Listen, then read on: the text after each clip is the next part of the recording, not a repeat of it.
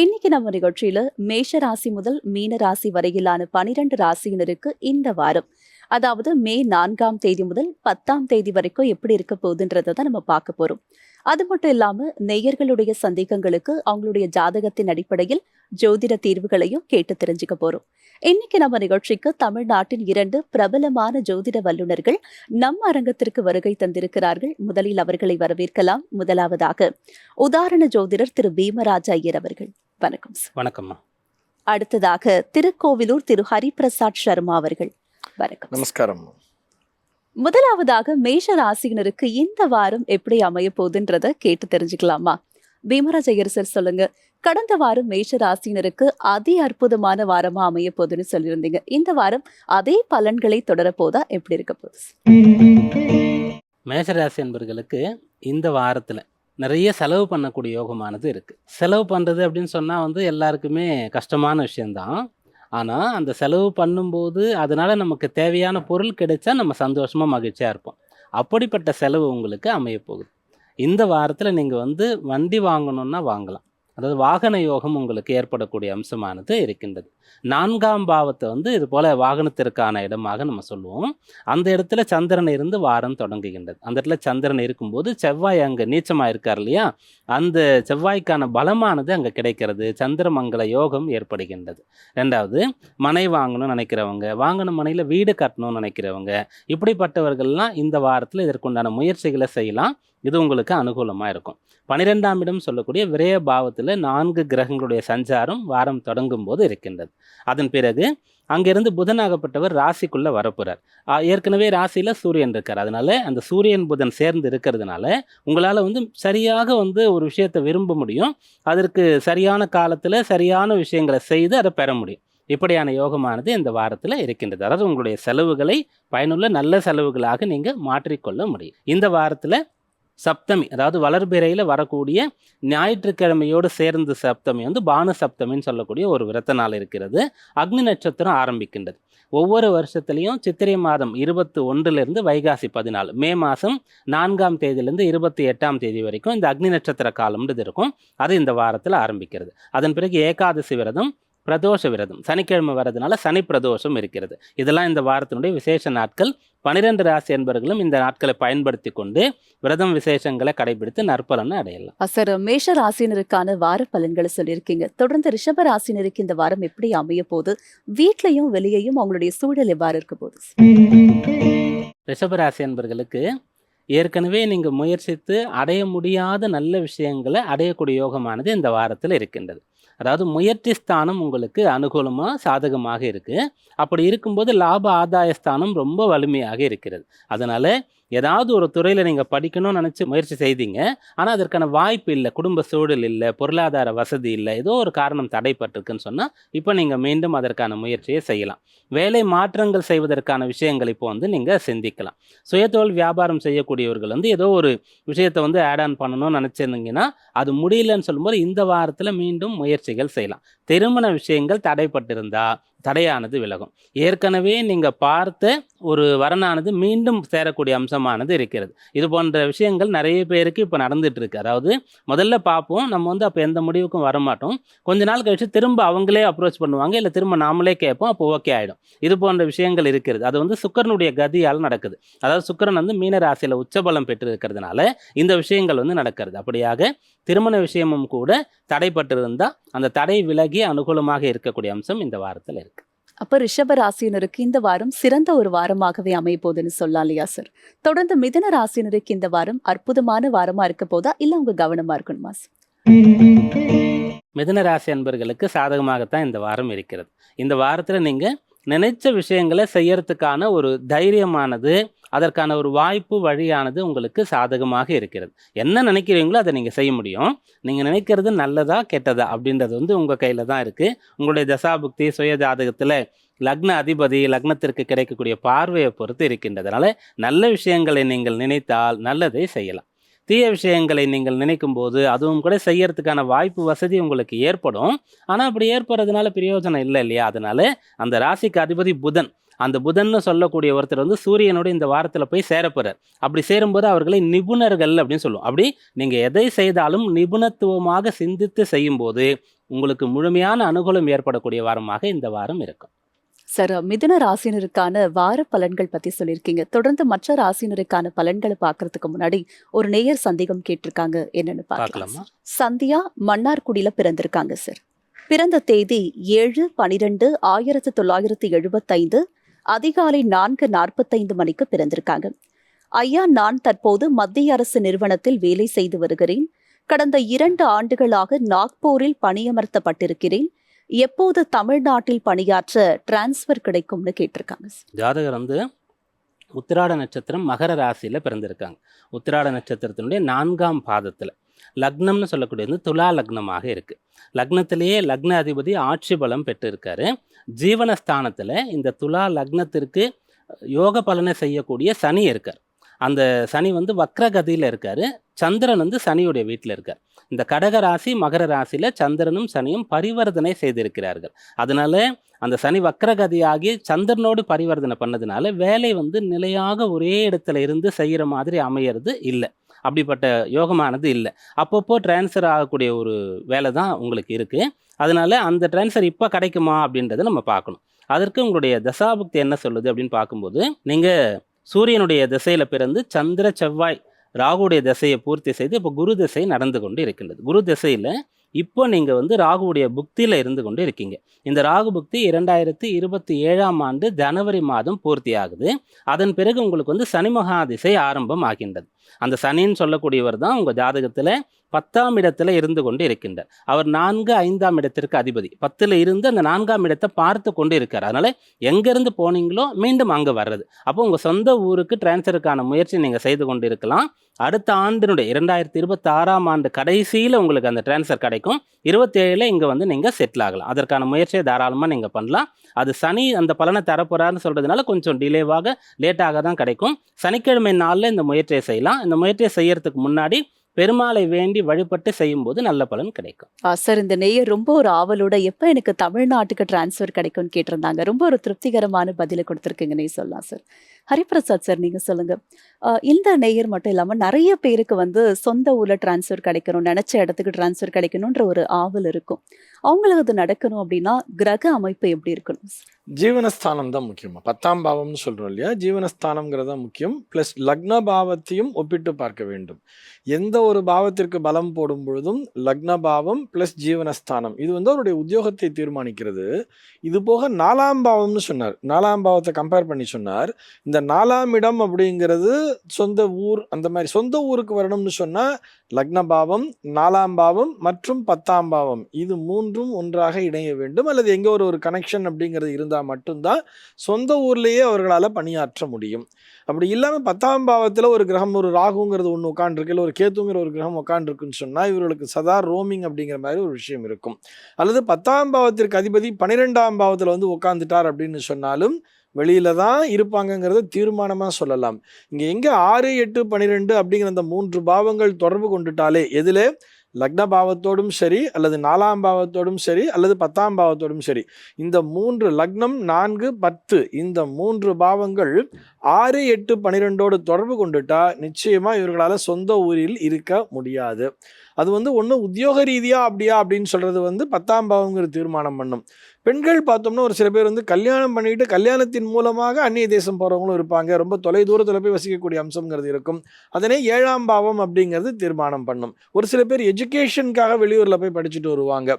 வெளியூர்ல போய் படிச்சுட்டு வெளியூர்லேயே தான் வேலை பார்க்கணும் அப்படின்னு நினைக்கிறவங்க இருப்பாங்க. ஆனால் அவர்களுக்கு ஜீவனஸ்தானத்தில் இந்த மாதிரி ஒரு சனிங்கிற ஒரு கிரகமோ அல்லது ஒரு சூரியனோ உட்காந்துட்டாங்கன்னு சொன்னா அவர்கள் பிறந்த பூமியை நோக்கி அது புல் பேக் பண்ணி இழுத்துடும்.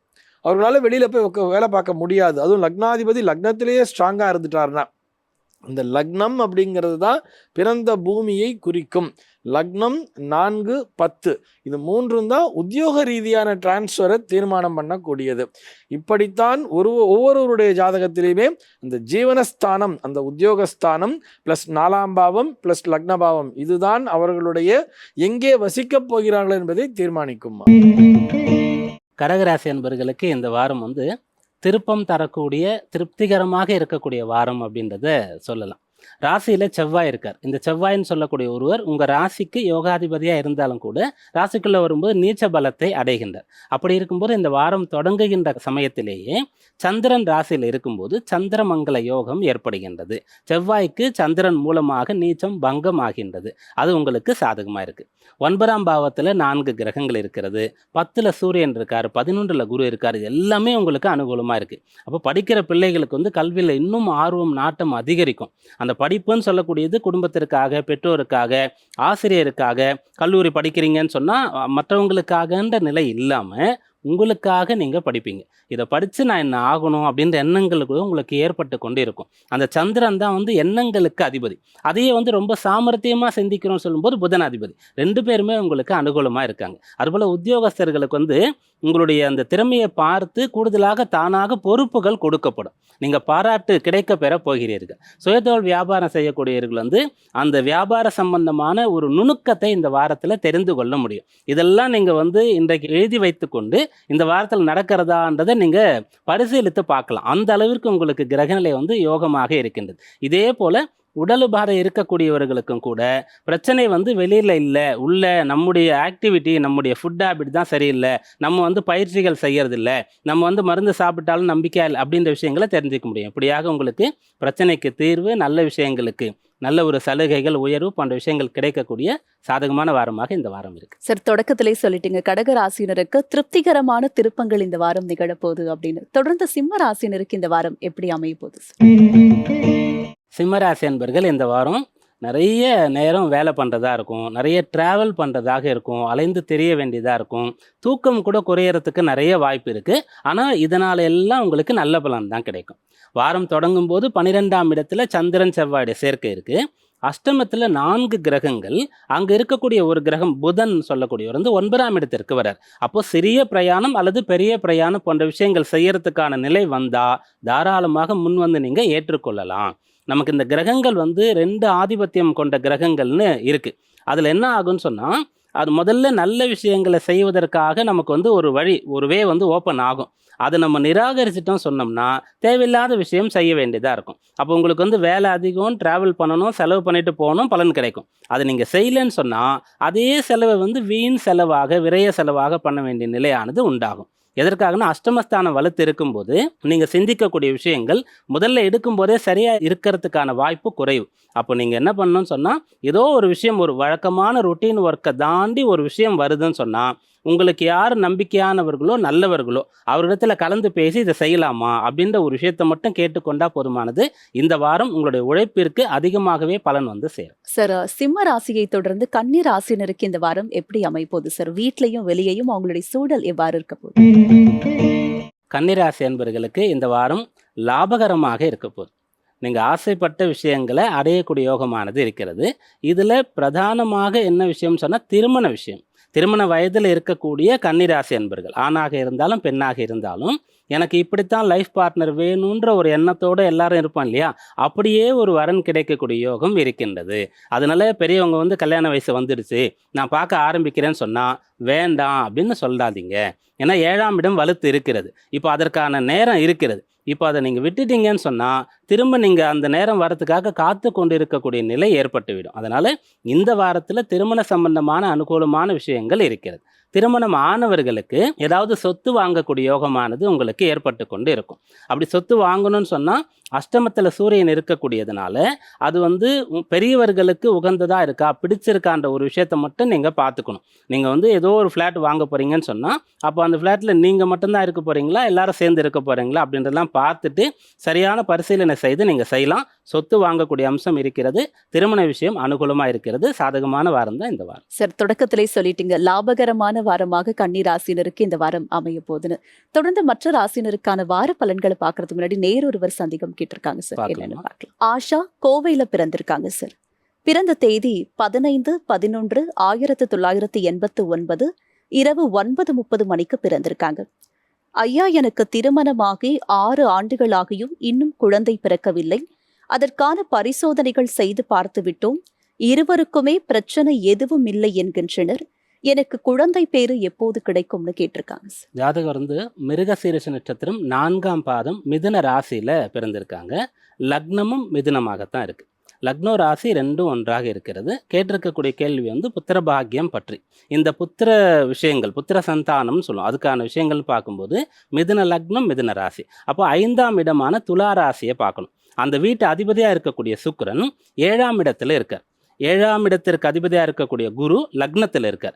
அந்த சுக்கிரன் வந்து குரு பார்வையை பெற்றுக்கொண்டு இருக்கின்றார். அதனால குழந்தை பாக்கியம் கட்டாயம் உண்டு. புத்திரஸ்தானத்துக்கான கிரகம் குருவுடைய வீட்டில் இருக்கார், புத்திரகாரகன் வீட்டிலே இருக்கார். அதனால குழந்தை கிடைக்கணும். இருந்து அவருடைய பார்வையும் பெறுகிறார், அதனால கிடைக்கணும். ஏன் லேட் ஆகுது அப்படின்னு பார்க்கும்போது 2 காரணங்கள் இருக்கு. ஒன்று, அந்த சுக்கிரன் வந்து சனியோடு சேர்ந்திருக்கார். புத்திரஸ்தான அதிபதி சனியோடு சேர்ந்து இருக்கும்போது சனி ஒரு இடத்துல தொடர்பு பெற்றுட்டார் அப்படின்னு சொன்னாலே அதற்கான அம்சங்கள் வந்து டிலே ஆகும். கிடைக்கும், ஆனால் கொஞ்சம் லேட்டாக கிடைக்கும் அப்படின்ற ஒரு விஷயம். ஆனால் கிடைச்சதுன்னா ரொம்ப சிறப்பாக அது இருக்கும். 2வது, அந்த குரு வந்து பார்க்குறாரு இல்லையா, அவரும் வக்ரகதியில் இருந்து கொண்டு இருக்கின்றார். இது ஒன்று. 2வது காரணம் என்னன்னு பார்க்கும்போது அந்த புத்திர ஸ்தானத்தில் சூரியன் மற்றும் செவ்வாயுடைய சேர்க்கை ஏற்பட்டு இருக்கின்றது. அப்போ சூரியன் அந்த துலா ராசியில் இருக்கும்போது நீச்ச பலத்தை அடைகின்றார். அப்போ இந்த புத்திர சந்தானம் வந்து டிலே ஆகிறதுக்கான காரணம் ஃபஸ்ட்டு பார்த்துட்டோம்.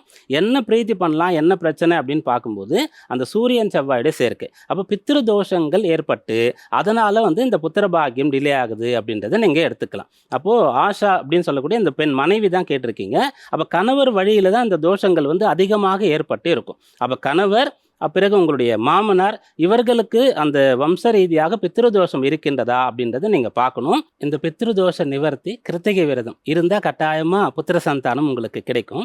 எப்போ கிடைக்கும், தசாபக்தி என்ன சொல்லுது அப்படின்னு பார்க்கும்போது நீங்கள் வந்து செவ்வாயுடைய மிருகசீரிஷ நட்சத்திரம் இல்லையா, செவ்வாய் திசையில் பிறந்து ராகு திசை பூர்த்தியாகி இப்போது குரு மகா திசையில் இருக்கீங்க. அந்த குரு திசை வந்து இந்த ஆண்டு ஆகஸ்ட் மாதம் பூர்த்தியாக போகின்றது. ராகுவுடைய புக்தியோடு பூர்த்தி ஆகின்றது. ஆகஸ்ட்டுக்கு பிறகு உங்களுக்கு வரக்கூடியது சனி மகா திசை. இந்த சனி வந்து ஏற்கனவே அந்த புத்திரஸ்தான அதிபதியோடு தொடர்பு பெற்றிருக்கார். இந்த மிதுன லக்னத்திற்கு 9ஆம் இடத்த அதிபதியாகவும் இருக்கின்றார். அப்போ பெண்களுக்கு 5, 9ஆம் இடத்தை புத்திர பாக்கியத்திற்கு பார்க்கணும் சொல்லப்போ இந்த சனி திசையில் கட்டாயம் உங்களுக்கு புத்திர பாக்கியம் ஏற்படும். அதற்கான ஆரம்பம் இந்த ஆண்டு ஆகஸ்ட் மாதத்தில் ஏற்படுது. சார், இந்த நேயர் ரொம்ப ஒரு வருத்தத்தோட எனக்கு வந்து குழந்தை பேரு தாமதமாகிட்டே இருக்கு, எப்போ கிடைக்கும் அப்படின்னு கேட்டிருந்தாங்க. தாமதம் ஆகிறதுக்கான காரணம் மட்டும் இல்லாம கண்டிப்பா குழந்தை கிடைக்கும், அது எப்போ அந்த நல்ல விஷயம் நடக்கும்ன்றதையும் தெளிவுபடுத்திருக்கீங்க சார்.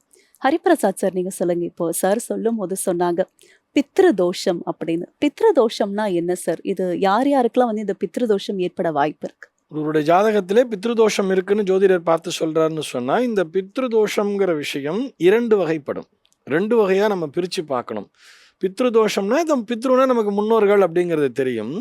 முன்னோர்கள் செய்த பாவத்தினால் நாம் அனுபவிக்கக்கூடிய பிரச்சனைகளையும் பித்ருதோஷம் தான் சொல்லுவா. இது போக முன்னோர்களுக்கு நாம் சரிவர அவர்களுக்குரிய கடனை செலுத்தாமல் இருக்கும் பொழுது, இந்த ஷார்த்தம்லாம் சொல்றா இல்லையா, வருஷா வருஷம் பண்ண வேண்டிய திதி ஷார்த்தம் அல்லது அவருடைய கர்ம காரியங்களை சரிவர செய்யவில்லை என்று சொன்னாலும், அல்லது பரம்பரையிலே ஏதோ ஒரு துர்மரணம் என்பது நிகழ்ந்திருந்தாலும் அந்த துர்மரணத்திற்குரிய சரியான பிராயச்சித்தங்களை செய்யாமல் இருந்தாலும் இந்த மாதிரியான ஒரு பித்ருதோஷம்ங்கிறது ஜாதகத்தில் ரிஃப்ளெக்ட் ஆகும்னு சொல்கிறோம். இதில் 2 வகைன்னு சொல்லிட்டோம். ஒன்று நம்முடைய முன்னோர்கள் செய்த தவறு அப்படின்னு முதலாவது வகையில் சொல்கிறோம். முன்னோர்கள் வேற யாருடைய சாபத்தையாவது பெற்றிருக்கலாம். ஏதோ ஒரு இடத்த போய் ஆக்கிரமிக்கிறாங்க அப்படின்னு வரும்பொழுது அந்த இடத்தினுடைய ஓனர் மண்ணு வாரி விடுவாங்க அப்படின்லாம் சொல்லுவாங்க தெரியுமா. எனக்கு துரோகம் பண்ணிட்டா உன் பரம்பரை எப்படி, உன் பரம்பரையே நிச்சயமாக வாழாது அப்படி இப்படிலாம் சொல்லிட்டு அடுத்தவர்கள் கொடுக்கக்கூடிய சாபங்களை பற்றியெல்லாம் நாம் பார்க்கிறோம். அந்த மாதிரி ஏதாவது ஒரு சாபத்தை வாங்கி கொண்டிருந்தாலும் அவர்கள் வழியாக நமக்கு அது பாஸ் ஆகி வந்துகிட்டு இருக்கும். அதே மாதிரி அவர்கள் செய்த பாவங்களும் அவர்களால் உண்டான தோஷங்களும் இந்த வாரிசுகள் தான் அனுபவிக்க வேண்டியதாகவும் இருக்கும். அது கொஞ்சம் கொஞ்சமா அந்த பரம்பரையில ஒரு 3 தலைமுறை வரைக்கும் தாக்கும் அல்லது 4 தலைமுறை வரைக்கும் தாக்கும்லாம் சொல்லியிருப்பா. அதனுடைய வீரியத்திற்கு ஏற்றார் போல். ரொம்ப சின்ன பாவமா இருந்தா அப்பா செஞ்சது பிள்ளையோட போயிடும். அது கொஞ்சம் பெரிய லெவல்ல இருந்ததுன்னா அடுத்த புள்ளைங்கிற மாதிரி கண்டினியூ ஆகிட்டு இருக்கும். அதனுடைய வீரியத்தையும் நாம் ஜாதகத்தை பார்த்து தெரிந்து கொள்ள முடியும். உங்க தாத்தா ஏதாவது சொல்லியிருக்காராப்பா ஓங்கிட்ட அப்படிங்கிற மாதிரிலாம் அவர்கள்ட்ட இருந்தே கேட்டு இந்த பிரச்சனை இது மாதிரி துரோகம் பண்ணியிருக்காங்க அல்லது இந்த மாதிரி ஏதோ ஸ்திரீ தோஷம்ங்கிறது வந்திருக்கு, ஏதோ ஒரு பெண்மணியினுடைய சாபத்தை வாங்கி கொண்டிருக்கிறார்கள், இதை நிவர்த்தி பண்ணுங்கோ, அதற்குரிய தான தர்மங்களை செய்யுங்கள் சொல்லிட்டு அவர்களுக்குரிய வழிமுறைகளை சொல்ல முடியும். இது போக அந்த முன்னோர் கடனை நாம் சரிவர செய்யாமல் இருப்பது அப்படிங்கிறத சொன்னோம். பரம்பரையிலேயே ஏதோ ஒரு பிரச்சனைங்கிறது வந்திருக்கலாம். அந்த பரம்பரையிலிருந்தே வாழ்ந்த ஒரு பெண்மணி, நம்ம இந்த ஆணவ கொலை கௌரவ கொலை எல்லாம் பார்க்குறோம் இல்லையா, அந்த மாதிரியான ஒரு விஷயங்கள் நடந்து அந்த குழந்தை அந்த பரம்பரையில் இருந்த பெண்ணே இவர்களுக்கு சாபத்தை கொடுத்திருக்கலாம்.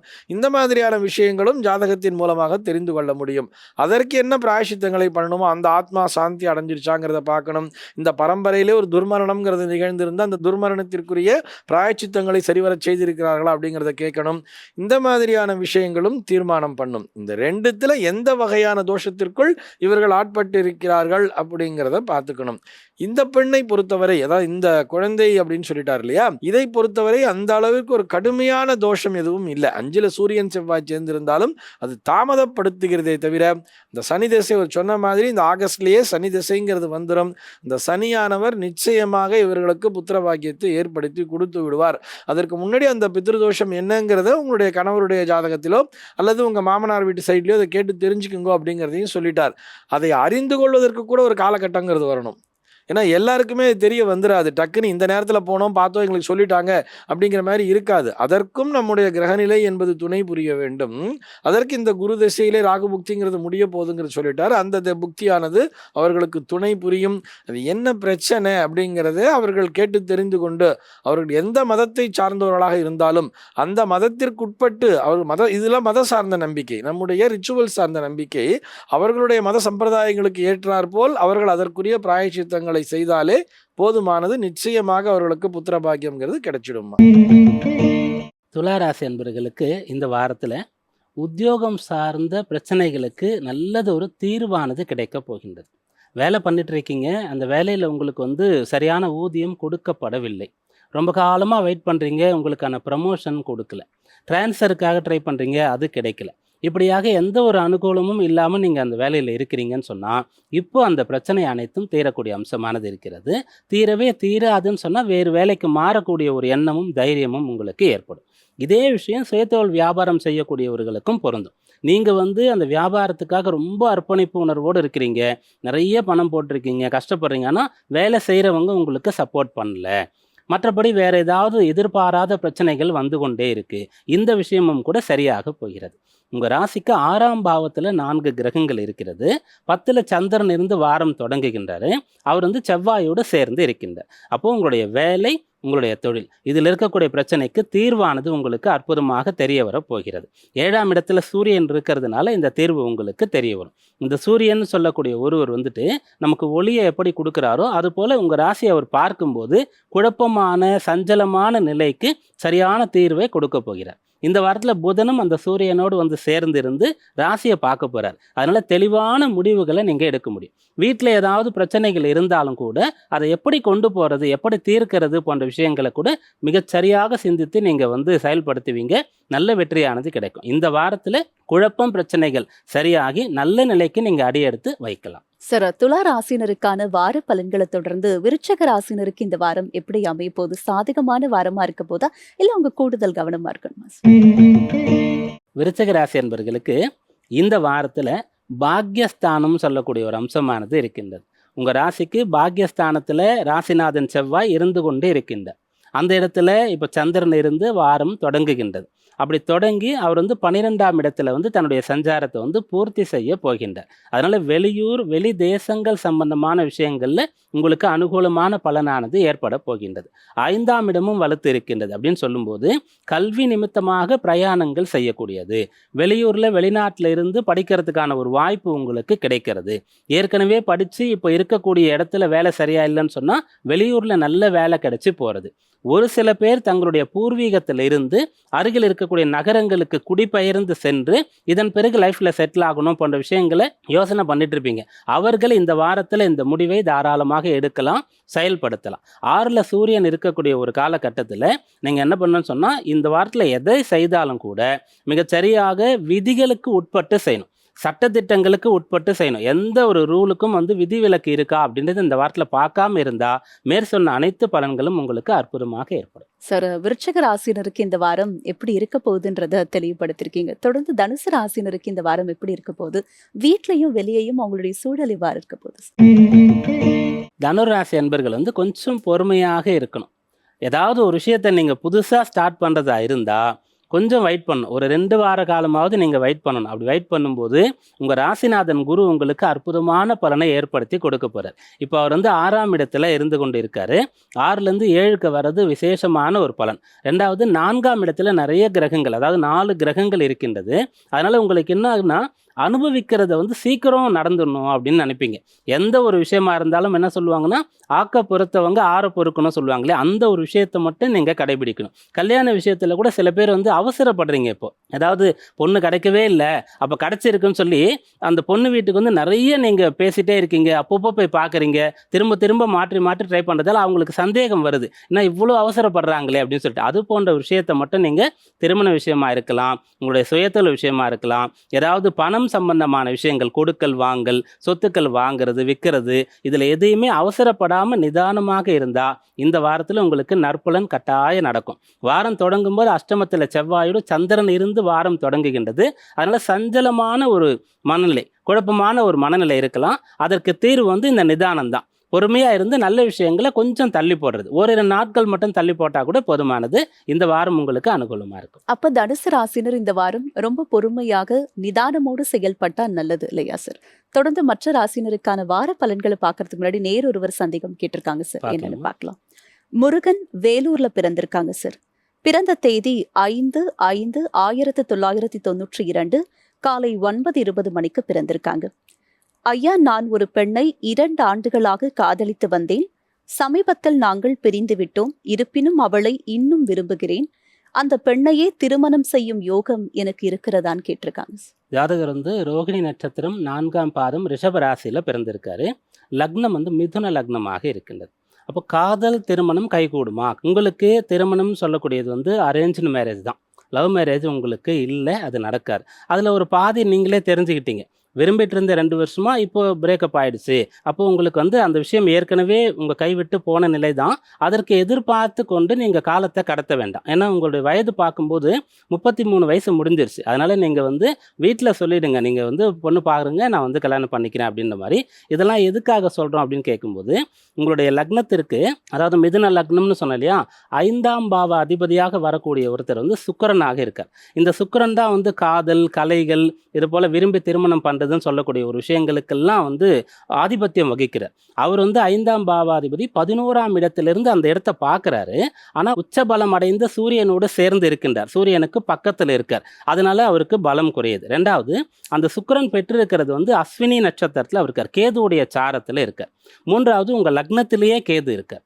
4வது, உங்கள் லக்னத்திற்கு அஷ்டமத்தில் சனியாகப்பட்டவர் இருக்கார். அவர் வந்து பாக்யாதிபதி, அஷ்டமத்தில் ஆட்சி பலம் பெறக்கூடியவராக இருந்தாலும் கூட அஷ்டமத்தில் அந்த சனி இருக்கின்றார். அதனால இந்த திருமண விஷயத்தில் நீங்கள் எடுக்கக்கூடிய முடிவு வந்து சரியாக இருக்காது. ஆனால் நீங்கள் வந்து உங்கள் வேலை பிஸ்னஸ்லாம் ரொம்ப கிளவராக இருப்பீங்க. 10ஆம் பாவத்தில் உங்களுக்கு வந்து செவ்வாய் இருக்கார். அப்படி இருக்கும்போது நீங்கள் வந்து வேலையில் வெளியில், அதாவது உங்களுடைய பர்சனல் சம்மந்தமாக இல்லாமல் அஃபிஷியலாக வேலை, பிஸ்னஸ்ஸு போன்ற விஷயங்கள்லாம் வந்து நீங்கள் அவ்வளோ நாலேஜ் பர்சனாக இருப்பீங்க. மற்ற 100 பேரை உட்கார வச்சு நீங்கள் சொல்லலாம். ஆனால் உங்களுக்குன்னு சுயமாக ஒரு விஷயம் செய்ய முற்படும் போது, அதுவும் திருமணம், காதல் போன்ற விஷயங்களில் உங்களுக்கு வந்து அனுகூலமான முடிவை எடுக்க முடியாது. அது அனுகூலமாக இல்லை, அது முடிஞ்சிருச்சு. அதனால் லேட் பண்ணாமல் நீங்கள் வீட்டில் பார்த்து கல்யாணம் பண்ணிக்கலாம். இது ஜாதகம் சொல்கிறது. தசாபுக்தி ரீதியாக உங்களுக்கு என்ன நடக்குதுன்னு பார்க்கும்போது, சந்திர மகாதிசையில் பிறந்தீங்க. செவ்வாய் ராகு முடிஞ்சு குருவுடைய திசை நடந்து கொண்டு இருக்கிறது. இந்த குரு தான் உங்கள் லக்னத்திற்கு வந்து கலத்திரஸ்தான அதிபதி. திருமண வாழ்க்கையை உங்களுக்கு கொடுக்க வேண்டியவர். அதில் சரியாக இப்போ கேத்துடைய புக்தி தான் நடந்து கொண்டு இருக்கின்றது. இந்த கேது தான் உங்களுக்கு இந்த காதல் வாழ்க்கையை, காதலில் வந்து திருமணத்திற்கு போகிறத தடை பண்ணாருன்னு பார்த்தோம். அந்த புக்தி தான் இப்போ நடக்குது. இருந்தாலும் அதை கம்ப்ளீட்டாக முடியாமல் கொஞ்சம் நஞ்சம் உங்களுக்கு அப்படியா இப்படியான்ற ஒரு டைலமால இருக்கிறதுக்கு காரணம், அந்த கேத்து புக்தி அடுத்த ஆண்டு மார்ச் மாதம் முடிகின்றது. அதனால் நீங்கள் அடுத்த மார்ச்சுக்கு அப்புறமா உங்களுக்கு சுக்கிர புக்தி வரும். நல்ல திருமணம் பண்ணி ரொம்ப நல்லா இருக்க போகிறீங்க. இந்த விஷயத்தில் குழப்பத்தை விடணும்னு சொன்னால் அப்படியே ட்ரான்ஸ்ஃபர் பண்ணிடணும். இந்த கல்யாண விஷயத்தை பெரியவர்களிடத்தில் நீங்கள் கொடுத்துட்டா போதுமானது. நீங்கள் அவ்வளோ சீக்கிரமாக இதை செய்ய முடியாத காரணம் ரோகிணி நட்சத்திரம் ரிஷபராசி அப்படின்றதுனால. அப்போ இலகுன மனசு, காதல் வயப்படுறது, ரொம்ப அதிகமாக வந்து கற்பனைகளை வளர்த்து கொள்வது, அதிலிருந்து விடுபட்டு வாங்க, பெற்றோர் இடத்துல ஒப்படைங்க. திருமண வாழ்க்கை சிறப்பாக இருக்கும். அடுத்த மார்ச்சுக்கு அப்புறம் உங்களுக்கு கல்யாணம் நடக்கும். சார், இந்த நேயர் வந்து காதலித்த பெண்ணோடு எனக்கு எனக்கு திருமணம் நடக்குமா அப்படின்னு கேட்டிருந்தாங்க. ஒரே வார்த்தையில சொல்லிட்டீங்க, காதல் திருமணத்துக்கு வாய்ப்பு இல்ல. வீட்ல பார்க்குற பெண்ணையே திருமணம் செஞ்சுக்கிட்டா நல்லது அப்படின்னு சொல்லி நேயருக்கு தெளிவுபடுத்தியிருக்கீங்கன்னே சொல்லலாம் சார். ஹரிபிரசாத் சார், நீங்க சொல்லுங்க. இப்ப சார் வந்து இந்த நேயருக்கு சொன்னாங்க, பொதுவே நம்ம ஜாதகம் பார்க்க போறோம் அப்படின்னா லவ் மேரேஜ் தான், இல்ல இவங்களுக்கு அரேஞ்ச்டு மேரேஜ் தான் அப்படின்னு ரொம்ப அக்யூரேட்டா சொல்லிட முடியுமா சார்? நிச்சயமா சொல்ல முடியுமா? கண்டிப்பா சொல்ல முடியும். ஆனா இந்த காலத்த பொறுத்தவரைக்கும் எல்லாருமே மோஸ்ட் ஆஃப் தி பெர்சன்ஸ் நாங்க லவ் மேரேஜ் தான் பண்ணணுங்கிற ஒரு தீர்மானத்தோடயே இருந்துட்டு இருக்கா. அதுவும் குறிப்பாக சொல்லணும்னா பெண் குழந்தைகள் அந்த மாதிரியே நாங்களே தீர்மானித்தா என்ன, நாங்கள் செலக்ட் பண்ணா என்ன, அது தப்பா போயிடுமா அப்படிங்கிற மாதிரி ரொம்ப பிடிவாத குணத்தோடு இருக்கிறார்கள். நான் வந்து பெண்களை குறை சொல்லவில்லை. நான் ஒரு ரேஷியோவில் சொல்றேன். நான் வந்து நம்ம எடுத்து பார்க்கும்போது ஆவரேஜா பார்க்கும்பொழுது பெண் குழந்தைகள் தான் ரொம்ப பிடிவாதம் பிடிக்கிறா அப்படிங்கிறதுக்காக சொல்றேன். இதை மாற்றிக்கொள்ள வேண்டும்ங்கிறத சொல்றேன். உங்களுடைய ஜாதகத்தை போய் பாருங்க. I am not against the love. இந்த காதல் திருமணம் உங்களுக்கு வெற்றியை தரும், அது சக்ஸஸ்ஃபுல்லாக இருக்கும், மன மகிழ்ச்சியை தரும் அப்படிங்கிற மாதிரி உங்களுடைய ஜாதகம் காமிச்செடுத்துனா கண்டிப்பாக நீங்கள் அந்த வழியில் ப்ரொசீட் பண்ணலாம். அது எவ்வளோ இருந்தாலும் ஃபைட் பண்ணி உங்கள் பேரண்ட்ஸோட ஃபைட் பண்ணி கூட நீங்கள் பண்ணலாம். அது உங்கள் ஜாதகத்தை பார்த்தாலே சொல்லிட முடியும். இல்லை உங்கள் பேரண்ட்ஸ் வந்து சம்மதிப்பாங்க, இல்லை நீங்கள் ஃபைட் பண்ணி தான் இந்த கல்யாணத்துக்குள்ளே என்ட்ராக முடியுங்கிறதையும் உங்களுடைய ஜாதகமே தீர்மானித்து விடும். அப்படி இல்லை, உங்களுக்கு வந்து காதல் திருமணம் வெற்றிகரமாக அமையாது, அது வந்து ஒரு நல்ல மன வாழ்க்கையை தராது அப்படிங்கிற மாதிரி இருந்துச்சுன்னா சரி ரைட். ஏன்னா இன்ஃபாக்சுவேஷன் அப்படிங்கிறது வேற, காதல்ங்கிறது வேற. அந்த டிஃபரன்ஸுங்கிறது தெரியணும் இல்லையா? அது டீனேஜில் இருக்கும்போது அந்த இன்ஃபாக்சுவேஷனுங்கிறது வரும். ஒரு லெவலுக்கு தாண்டிட்டாங்கன்னா, ஒரு 25-26 வயசுக்கு மேலே தாண்டிட்டாங்கன்னா அந்த இன்ஃபாக்சுவேஷனுங்கிறது குறைஞ்சிரும். உண்மையாகவே காதல் வயப்படக்கூடிய அம்சங்கிறதும் இருக்கும்.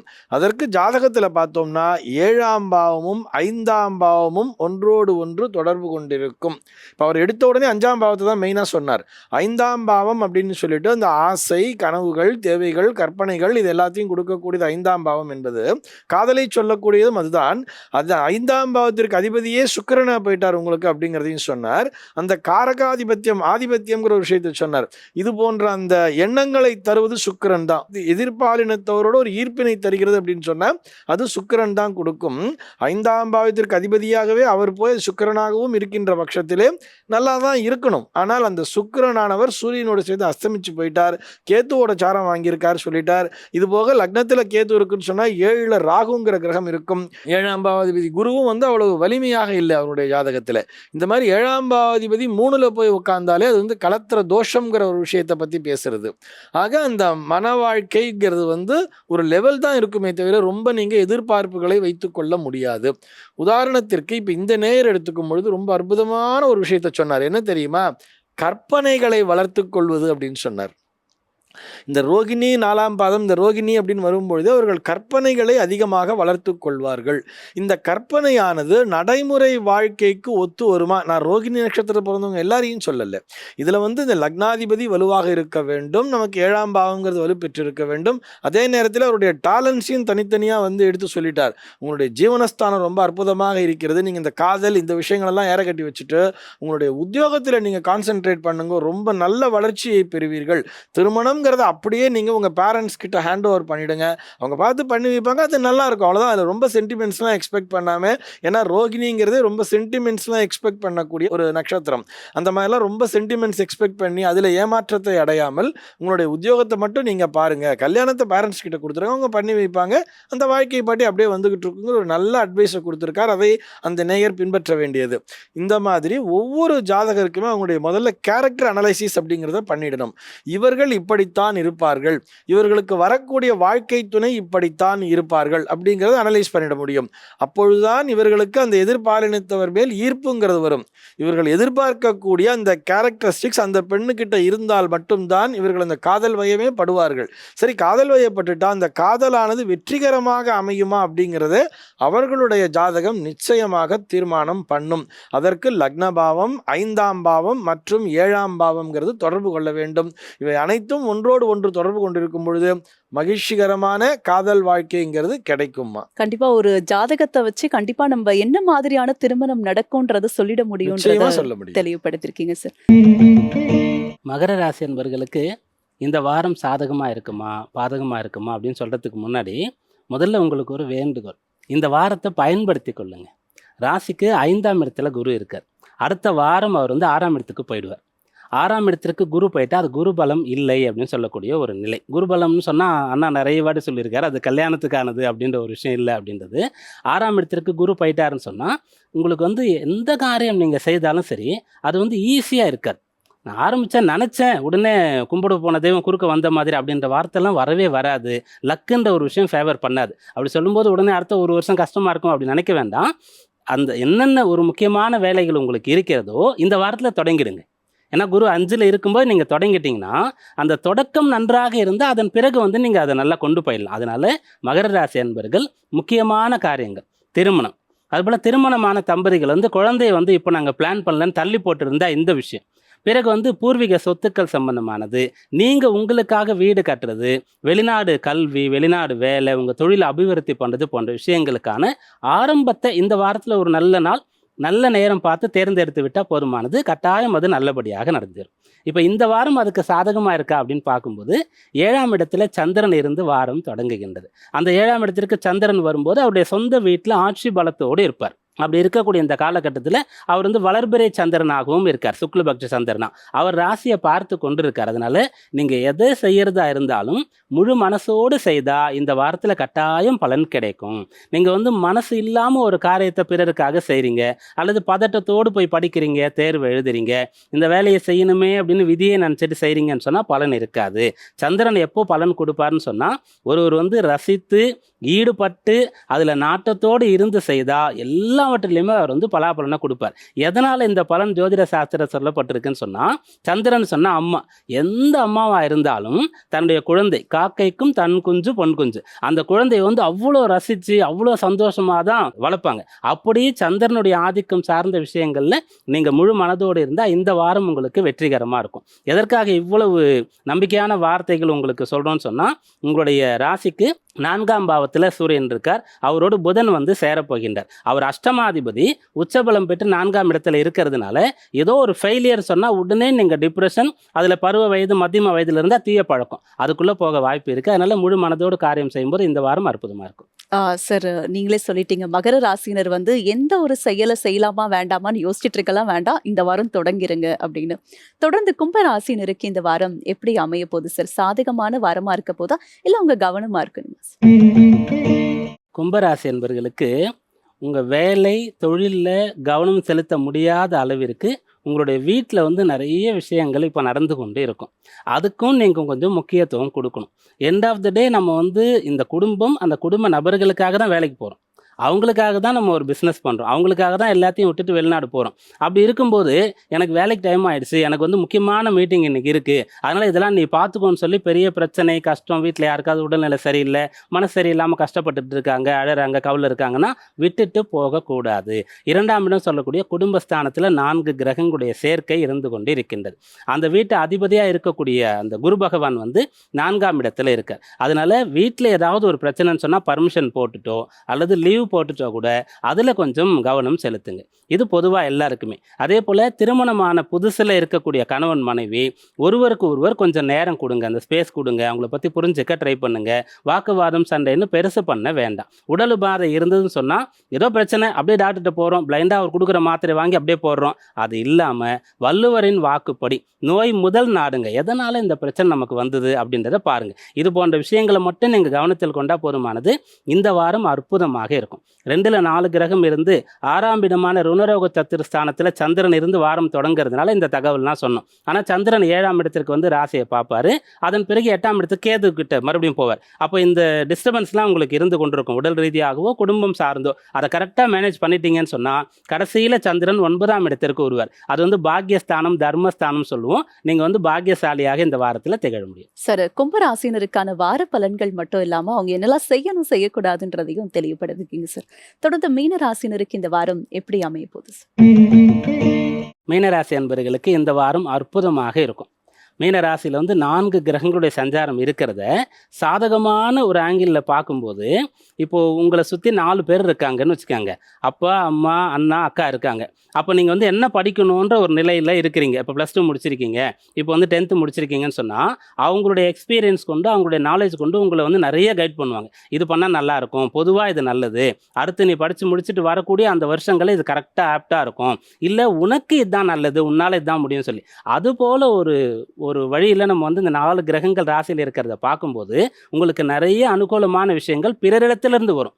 பிறர் வந்து உங்களை வந்து இப்போது மிகச்சரியாக ஜட்ஜ் பண்ணி இதுதான் சரியாக வரும், இது வேணான்னு சொல்லுவாங்க. அந்த பிறர் யாருன்னா உங்கள் மேலே அக்கறை இருக்கக்கூடியவர்கள். அதை நீங்கள் ஏற்றுக்கொண்டால் இந்த வாரத்தில் மிகச்சரியான பலாபலன்கள் ஏற்பட்டு கொண்டு இருக்கும். மேலும் உங்கள் ராசிக்கு 5ஆம் இடத்துல சந்திரன் செவ்வாய் இருந்து இந்த வாரமானது தொடங்குகின்றது. அப்போ நீங்கள் என்ன பண்ணணும்னு சொன்னால், அந்த 5ஆம் இடம் சொல்லக்கூடிய அதிர்ஷ்டவசமாக இவ்வளோ பேர் இருக்காங்களே உங்களுக்கு ஹெல்ப் பண்ணுறதுக்கு, உங்களை ப்ளஸ் பண்ணுறதுக்கு, அதை நீங்கள் பயன்படுத்தி கொள்ளணும். அதன் பிறகு 7ஆம் இடத்துல கேது இருந்து கொண்டு இருக்கார். அதனால் இது போல் ஒரு விஷயத்தை செய்ய போகிறீங்கன்னு சொன்னால் எல்லாவற்றையும் பேசி கடைசியாக ஒரு முடிவு பண்ணிவிட்டு முதல்ல வழிபாடு செய்து பிறகு தொடங்கணும். எந்த ஒரு காரியமாக இருந்தாலும் நீங்கள் ரொட்டீன் ஒர்க் டெய்லி போகிற ஸ்கூல், காலேஜ், வேலைன்னாலும் கூட சரி, காலையில் ஒரு பிள்ளையாரை பார்த்துட்டு அல்லது வீட்லேயே கூட நீங்கள் வந்து ஒரு பிள்ளையாரை கூட்டிக்கிட்டு அவர் வழிபட்டுட்டு நீங்கள் போனீங்கன்னு சொன்னால் இந்த வாரம் உங்களுக்கு சக்ஸஸ்ஃபுல்லான வாரமாக இருக்கும். சார், மீன ராசினருக்கான வார பலன்கள் மட்டும் இல்லாமல் அவங்க இந்த வாரம் எப்படி செயல்பட்டா நல்லதுன்றதையும் தெளிவுபடுத்திருக்கீங்க சார். நம்ம நிகழ்ச்சியுடைய நிறைவு பகுதிக்கு வந்திருக்கிறோம் சார். இவ்வளவு நேரமா 12 ராசினருக்கான வார பலன்கள் மட்டும் இல்லாமல் நேர்களுடைய சந்தேகங்களுக்கு ரொம்ப விரிவான விளக்கத்தையும் தெளிவான விளக்கத்தையும் கொடுத்திருக்கீங்கன்னு சொல்லலாம். நன்றி சார். நமஸ்காரம். நன்றி. நன்றி. என்ன நேர்களே, இந்த வாரம் நம்ம நாளை நமதே நிகழ்ச்சியில 12 ராசினருக்கான வார பலன்கள் மட்டும் இல்லாம நேயர்களுடைய சந்தேகங்களுக்கு அவங்களுடைய ஜாதகத்தின் அடிப்படையில் ஜோதிட தீர்வுகளையும் கேட்டு தெரிஞ்சுக்கிட்டோம். இதே மாதிரி உங்களுக்கும் சந்தேகங்கள் இருந்தா உங்களுடைய பெயர், ஊர், பிறந்த தேதி, நேரம், பிறந்த ஊர் இது எல்லாத்தையும் கீழே கொடுக்கப்பட்டிருக்க வாட்ஸ்அப் நம்பருக்கு எங்களுக்கு மறக்காம அனுப்புங்க. உங்க ஜாதகத்தின் அடிப்படையில் ஜோதிட தீர்வுகளை கேட்டு தெரிஞ்சுக்கலாம். மீண்டும் அடுத்த நிகழ்ச்சியில் உங்களை சந்திக்கும் வரை உங்களிடமிருந்து விடைபெறுபவர் உங்கள் உமா.